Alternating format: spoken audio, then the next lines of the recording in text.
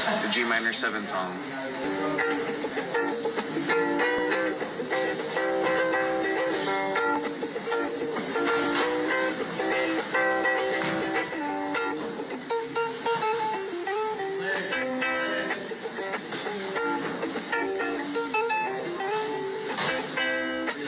So, you know, just like, hey, jamming, and here we go, man. So, once again, Frank the Crank Camacho. What up, Brody? Kenny Miami, what's up? Hey, man. This is, we're about, I don't even know how many days away, like 12 days away from, 10 days away from September 12th, which means you fight Brok Weaver that Saturday. Yeah, man. Tell me a little bit about that fight and what that warrior picture that we keep seeing is all about. Because it's side by side warriors. When we first got offered the fight and we secured it, I was like, damn, dude, like I remember this guy coming out with the full on Native American heritage warrior kind of shit. And then I was like, damn, this is kind of cool. So I researched him. I don't want to butcher the name, the tribe, but the Choctaw tribe. They're kind of like based in like the Oklahoma area, and just did some research on them and did some. I'm just fascinated with history, especially warrior history. So yeah, just man, mad respect to him and his people, and I could really appreciate someone coming out and rocking their flag, rocking their heritage, all the way at the highest level in the UFC. Hell yes, man. And I guess it's gonna be a lot of fun, man. I personally think it's a fun matchup for you because, bro, that guy is just like all over the place. And to me, you're more of like for example, like the Justin Jaynes fight, you had very tight boxing. I consider you more of like a brawler who's got some technique in there with boxing a little bit. I don't know. I don't know how I see that matchup playing out. It's gonna be a fun one to watch. It's gonna be a scrap, bro. It's gonna be a real scrap. It's definitely gonna be a scrap, dude. And what I like about it too is that he's a lefty. Like, man, if you look at my career, except for like 2 guys or 3 guys, including James, but all righties or all lefties. Gotcha. So I'm and my training partners are all lefties. So it's good, man. And I'm excited. I'm excited for this one. I'm hell of excited for you. I've been loving your post in between fights, man. Before we get into the Justin Jaynes breakdown, which I want you to give us because I've been dying to hear your thoughts on that, right? Because good, bad, and the ugly, man. It's all part of fighting. And bro, so first of all, thank you for that post that we introduced with here because, bro, I love seeing you jams. Keep the ukulele ass post coming, bro. That shit was dope. Oh man, dude, I need to get one. So what happened was, wait, you don't have one, but you have one. How does that work? I saw you playing one. Where did they just give it to you? No, so I don't own one. The last time I played was like high school, bro. That's like over 10 years ago. There was the guys at the gym, they had one laying around. I was like, oh shoot, man, I used to play this thing, all the time. So history, right? Pre Frank the Crank, I was just playing golf all the time.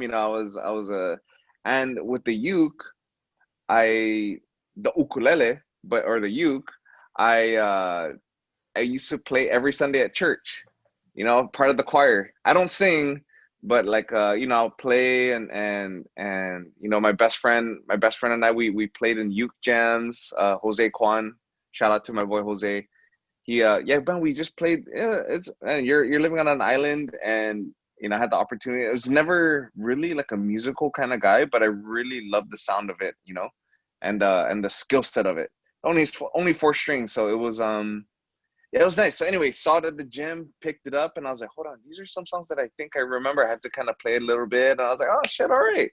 I was like, hey, get my phone, dude. Can you record this? And I recorded a song for my wife, and yeah, it was dope, man. It was dope. It was nice to play again. I would get kicked out of my gym if I'd start playing some shit by the mat. I get kicked out. Get the out of here. What are you doing? Yeah. I get kicked out of here, man. That shit's dope. I gotta talk about this real quick because this will crack us up. All my friends loved it, dude. We were talking about you and the COVID test. I'm gonna call that segment the crank versus the COVID. So there's gonna be a drug swab. It's gonna be through the mouth, right? Is it long? Is it a couple seconds. Well, there we go. Okay, that was not bad at all. It was fast, yeah. That shit was funny because you're sitting there, like it looks kind of suggestive because you're sitting there going like, is it big? what you're gonna put in my throat? Is it Yeah. is it big? And then okay, and then bro, like it's funny to watch like the world's toughest warriors, right?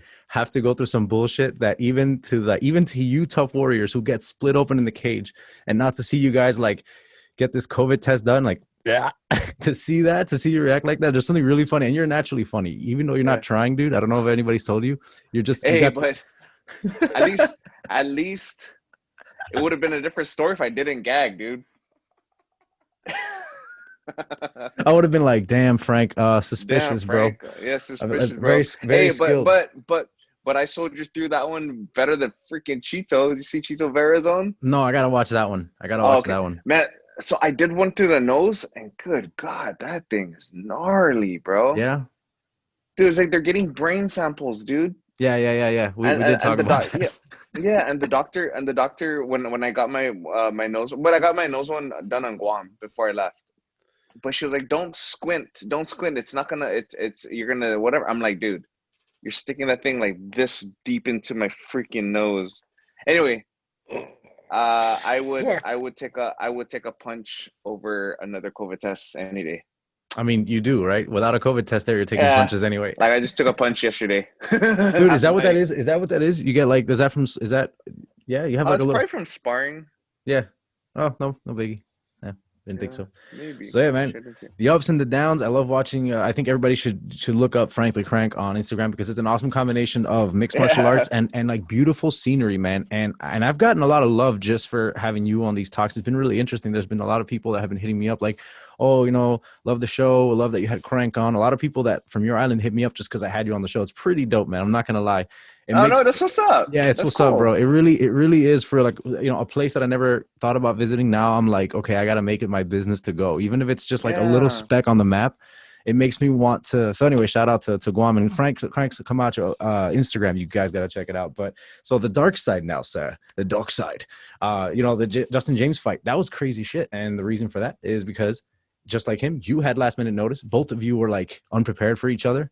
He stepped into his debut against you, which is ballsy on his part, and then you never backed down. You were like, yeah, give me whoever, and that's also ballsy because your whole training camp was built around another format. So what was the mindset like? And then do me a quick run through of that round, like, and I guess I'll ask you questions when we get there because I'm really curious.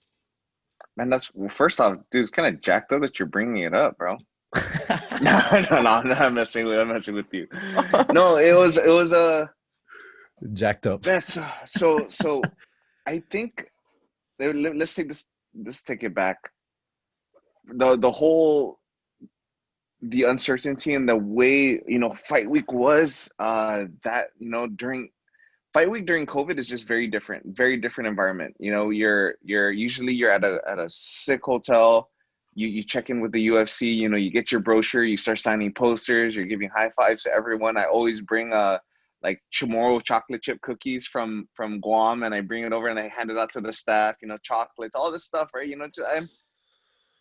I love it, man. I love the staff. I love people. I love good people, and I love the vibe, I love a good vibe.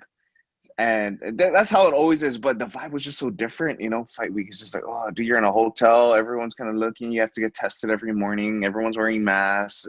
Do you high five someone? Do you dab them up? You have your own training room. So you don't have the main training rooms with the list of the red corner and the list of the blue corner where you get to, train. You're like, oh shit. Okay. Fuck. Hey, Michael Johnson's in here. Or like, oh shit, like whoever so-and-so is training, Anthony Smith, and we're on the same card, So all of that was very different. On top of that, Matt Frivola's corner, testing positive, which was a scary thing. I was like, damn, dude, like, damn, like, fuck anything. This disease don't fucking discriminate. If anything, I was just so grateful to have a fight with Justin Jaynes, stepping up and taking the fight. Fuck, on like 2 days' notice. You know what I mean? The game, man. But see, that's the thing is that that's the fight game, like yeah, you could prepare for one guy, but man, you gotta be ready to adapt. You know what I mean? Like you just never know, bro. Like, yeah, you could say like, oh, he's gonna he's gonna throw a jab and I'm gonna catch this jab and I'm gonna slip. Me like, nah, man, dude, it's a fight. Anything can happen. Anything can happen, and it's up to the fighter and the athlete to be able to adapt. You know what I mean? And fuck, be like water. You gotta take the shape of it, and you gotta learn from it. And how do you address it? Everyone fights different. Everyone's body type is different. Everyone is speed is different. So going into that fight, honestly, what I really believe happened was the lesson that I took out of it: keep your fucking hands up, bro. But okay, all right. I was gonna jump in. Here we go. So this is what. Yeah, you're like, okay, expert. Tell me something. Yeah, I got you. Listen here. Yeah. So I'm like, bro. You know what's funny is that I called it. I'm like, bro, this guy did not know he was fighting. No. I mean, at least you knew you were fighting. Like, I don't think he knew he was fighting that day, right? Like, at least 2 days out, you were expecting a fight. So even though they sold you out, or at least the situation sold out to you, he didn't know he had to step in there. So what would I do if I had to step into a 3-round fight with a dude who's been in there and can go all the rounds clean? I'm gonna go crazy. I'm gonna go ham, bro. I'm looking for that 1 minute KO, right? Now, Frank the Crank is a warrior, and I think that's what happened that night. This is my take. Like, if I'm doing an episode on that fight, this is how I would say it. The warrior and Frank did not allow him to, like, step back for a second and wait it out. I think you were too, because, bro, if you see the way you were, bro, you had you were clinched hard. You looked like you were about to crack some shit. Dude, we were banging, dude. Bro, that was amazing. I mean, for the 40 seconds that is. No. Okay, fair ball. Yeah. But yeah, and another thing is Justin Jaynes fought me like the way that I would have fought me on 2 days' notice. That's deep, bro. That's deep. You know what I mean? That's deep. Yeah. So that's why, like, mad respect and well earned. You know what I mean? Like, hell yeah. And then also too, like, man, I could have. There's so many shoulda, woulda, couldas in this whole game. I don't believe in lucky punches. That was definitely not a lucky punch. If you look at his if you look at his career, fuck, he slept so many people with that. He level changed. So basically, this is the technical aspect of what happened, right? Fucking cool. Yeah. Like, okay, keep your hands up, Frank. Yeah, okay, whatever. Like, right, very, very basic. Keep your hands up. But what happened was I was here. Fuck, he leveled, he ducked, and then I threw an uppercut, left hook, right hand, and I was like, okay, fuck, I'm gonna get him. I just need to pop this jab, and I was like, fuck, okay, we're scrapping. You know what I mean? I was like, fucking, let's go. And then I think I split him open with one of those punches. You know what I mean? Mm. And yeah, like if you look at the fighter, he was bleeding, and I was like, oh fuck, okay, I'm getting him. And I was trying to time it, and then he level changed, and then I did one of these. Oh fuck. So my hand went down. Wow. Came out, fucking clipped me with the left hook. I was like, oh shit. And then he threw another left hook again. Bang. And then I was like, okay. Then it was just all downhill from there. Like, he fucking threw everything, and he put everything he could to finish me. Because if he didn't put me out, we never know. I'm sure he was training. I'm sure he was prepared. But I think if we went to longer, later rounds, it would have been definitely in my favor, So that's why it's like he fought me the way that I would have fought me. Right. That's how I would have fought you too. It's that haymaker, like, invite a scrap. I know you're gonna like it because that's who you are. You're a scrapper. Yeah.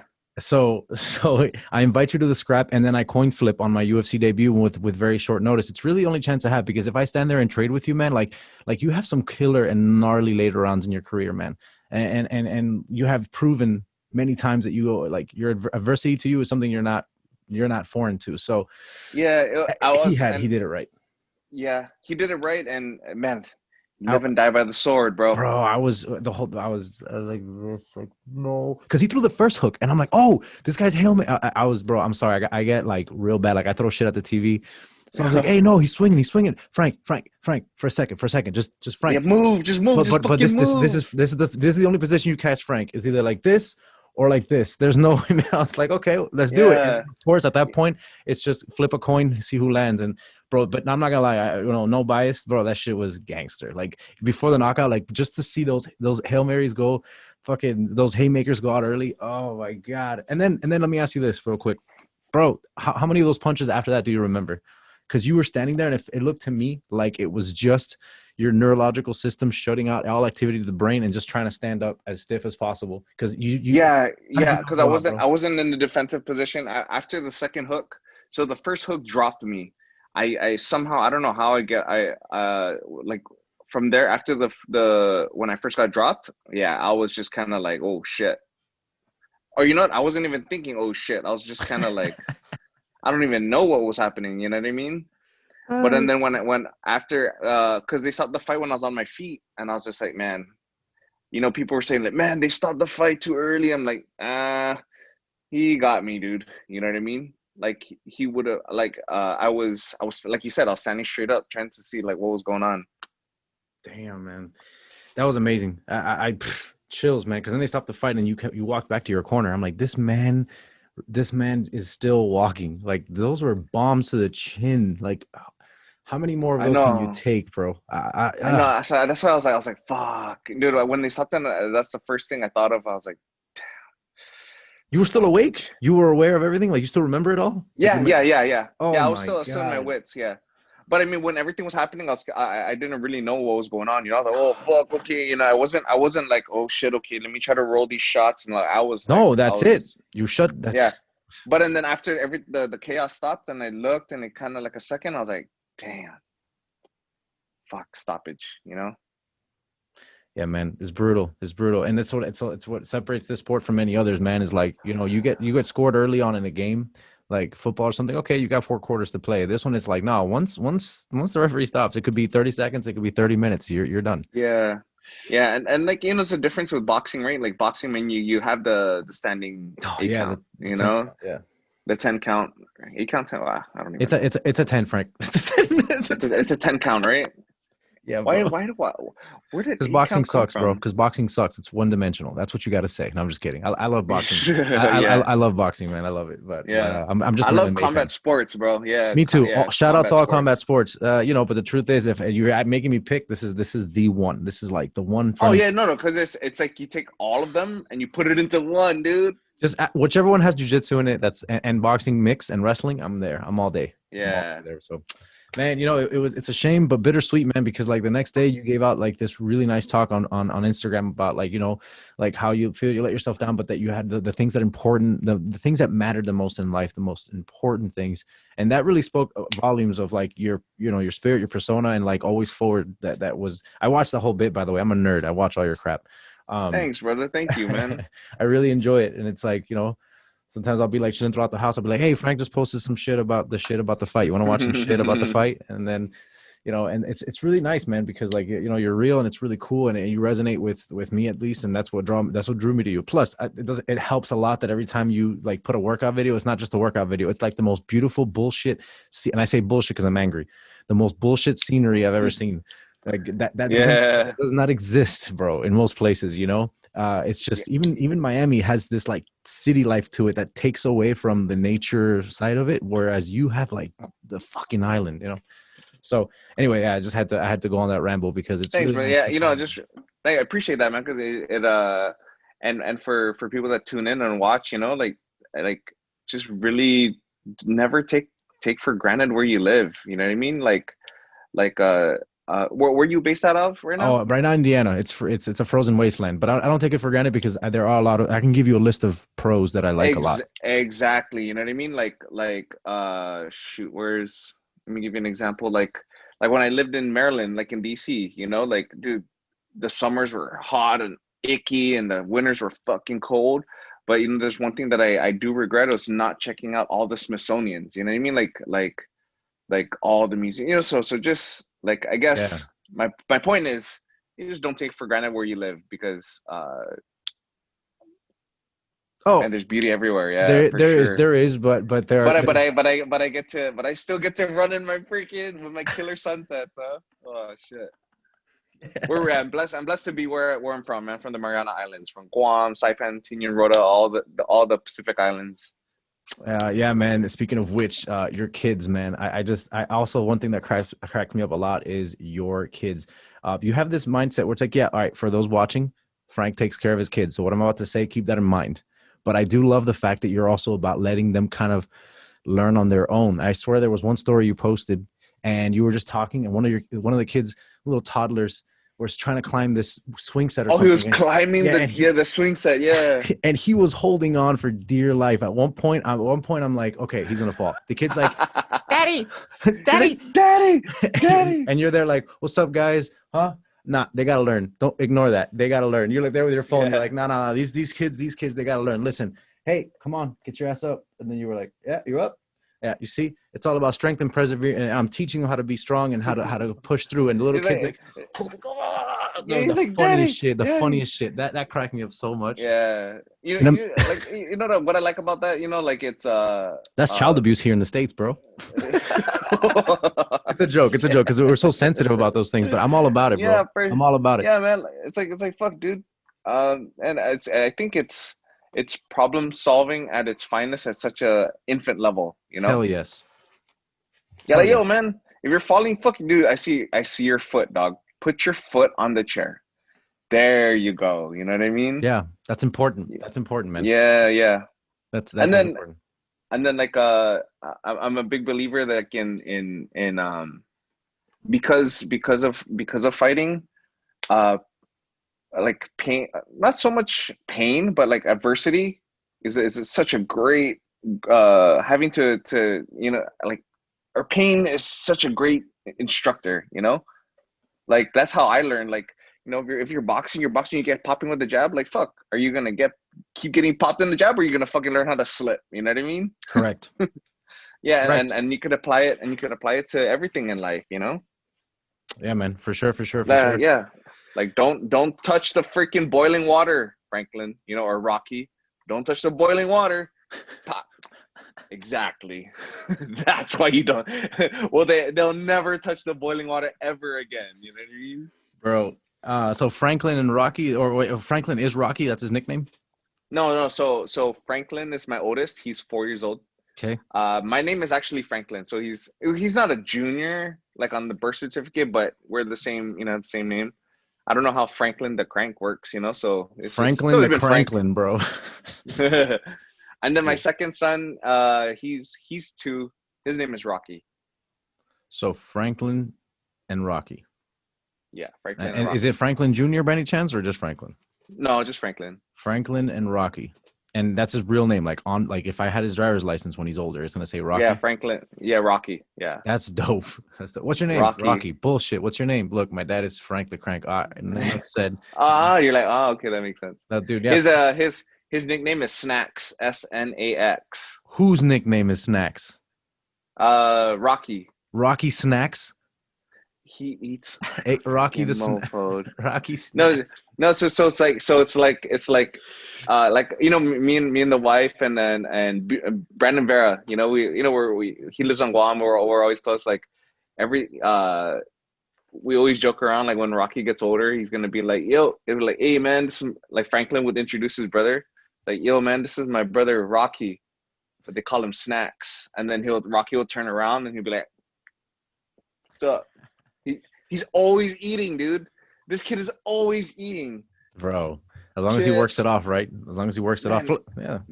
And he's like a tiny kid. I'm like, where the hell is all of this food going, dude? So I was just telling my wife, I was like, yo, Rocky's intake of calories is like probably double the amount of calories that I'm intaking right now in camp.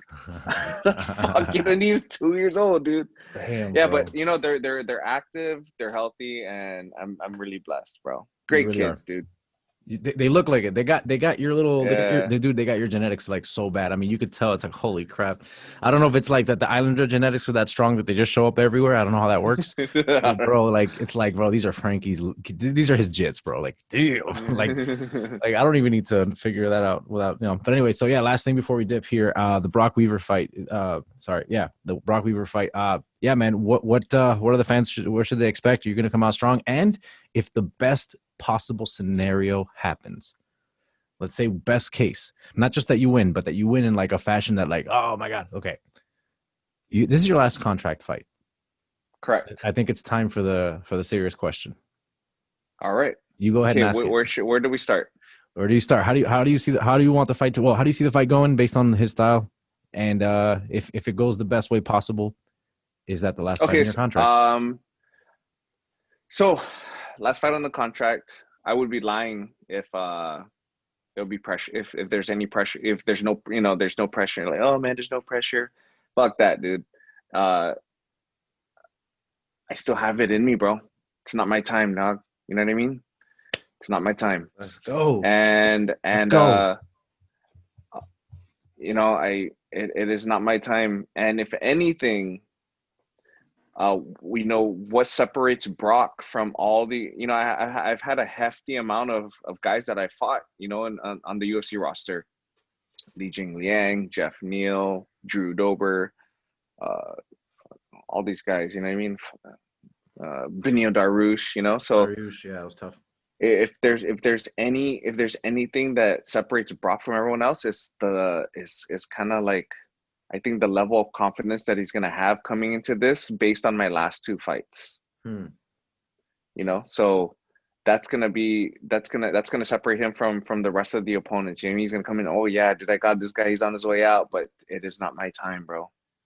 And I'm gonna let him fly, and I'm gonna bring it. You know what I mean? I'm gonna bring it. The crank is coming out, Let's go, and bro. So pumped. Perfect world. 3-second knockout. Okay. All right. And then what? And then, but I am like fantasizing, and I'm like, I just want a fucking like 3-round war. I'm ready, dude. Yeah. Let's go. Give me that war. Give me that war, Brock. You know what I mean? Give me that war. Dude, let's go, bro. I have chills right now, bro. Give me 3 5s, bro. Give me 3 5s. And I think more so too, maybe because of this fight specifically, the whole native, warrior versus warrior, native versus native, and the more that I've done research on his tribe and his clan, and just how I'm a nerd with fucking history like that, it gives me, it's kind of like it's contradicting, right, terms, but it's like the more that I respect him, the more that I owe him a harder, stronger battle fight. You know what I mean? The more that's cemented in the battle culture and in the tribal stuff, which is essentially what fighting is, it represents that, right? Like the primitive, the roots. Yeah, like in here, like I owe him that. You know what I mean? And he owes me that. And he owes me that. That's so you know what I mean, bro. Yeah, like he owes me that. Like, man, please give me 15 minutes of hell. I can't believe I'm gonna be watching you on my TV in 10 days. Like, go to war like this. This is so sick. I can't tell you how much I love doing what I do just for moments like these, bro. Yeah, and what's crazy is that 99% of the time, when you talk to me or you meet me, I'm a chill, happy guy, throw the shakas everywhere, You're fucking you were a golfer, for fuck's sake. I know, right? You play golf. I play the uke for church every Sunday, But I was stumbling upon old footage of me fighting when I was like 16. If you check out my Instagram, I just posted a video. You got to check it out. Okay, keep going. I'll look it up. Okay, I just posted a video. I just posted a video when I was 16 years old. It was, I think, my 5th or 6th fight back home, and I was like, damn, you know what? Oh yeah, no, I didn't know you. Wait, you were 16 there? Yeah, I was 16. That's why. That's why I didn't believe you. Yeah, it was because in Saipan MMA was so new, and there was there's no real like sanctioning body to where like my dad just signed the waiver for me to fight. Oh fuck, dude! I saw that today, but I didn't. There was no way I could have in my mind said that that's the video of you when you were 16. That's why I was like, oh, I haven't seen it. I saw it today. I forgot to like. I liked it now, by the way. But okay, dude, that's beast, bro. Yeah, so man, I'm a warrior, dude, and that's what I do, and because of this fight, it's reminding me that it is not my time, and it's reminding me that, fuck, dude, when they ring that bell, man, this is what I do. Let's go, Dude, I love it, and this is why I'm a fan, bro. I gotta say, if that's what you're about, then you've got me as a fan, bro. And as a fan, I gotta ask you, bro, if it goes amazingly, and somebody's like, hey, how about another 3 to 4 fight contract? I know. What do you say? Oh, of course. Oh, you're a beast, bro. You're crazy. Yeah, I say, yeah, I know. I still got it, you know, and I have plans. With my family, you know, my wife and I, we talk about plans of you know what to do after this next fight and our 2020 goals and everything. You know what I mean? So yeah, just stay posted, brother. Stay posted and you know, at the end of the day, man, focusing on what I can control. I can't control COVID. I can't control the spikes. I can't control if my opponent or if I Right. do or I my totally get it. teammates get whatever. But what I can control is getting the right sleep. What I can control is eating the right things. What I can control is to show up focused to training and giving it my all every session and recovering. You know, at the end of the day, bro, I can't control the outcome of the fight. But at the end of the day, I can control how hard and how focused and how I'm going to bring it during the fight. And that's what I'm going to do on September 12th. You know what I mean? Hell yeah, bro. Can't wait. And let's keep the shows coming, man. I don't it's tough. I hope you have time for me. I know it's a lot, bro, but like these are so much fun to get inside the mind of what you're doing. And for better or for worse, if you decide on a contract, man, you know, we're only gonna be lucky for it. To close off the show, I think it's only fair that I go shirtless as well, since you did the whole episode shirtless. Now, I'm a lot less tan than you and way heavier. I got like look at that. I need to wax. Hey, no, I I just shaved, bro. I just Manscaped. They sent me like some freaking thing. And I was like, so the wife didn't want me to take it off. I'm like, man, nah, please, bro. can I just take it off? Tell her that if she doesn't agree with why you should manscape that, tell her that it's either that or you look like this, bro. It's not a good look. It's not a good look. Anyway, man, I'm gonna close off the show shirtless just because you did the whole show without a shirt from your couch. I appreciate it. This is Made for Fighting. I thought it was a clever name. Hey, Frank the Crank, I really appreciate you you coming on the show, man, for real. Everybody, you already know. Subscribe if you haven't already. The Crank, September 12th. Brok Weaver on the undercard, right? Is it not the prelim? It's the undercard under that, right? Or is it the prelim? No I have no idea because they switch those around all the time. So we'll stay tuned. But you never know. Look for the undercard, guys. Frank, I'm out of here. It's cold in my room. I didn't realize. I gotta go. Okay.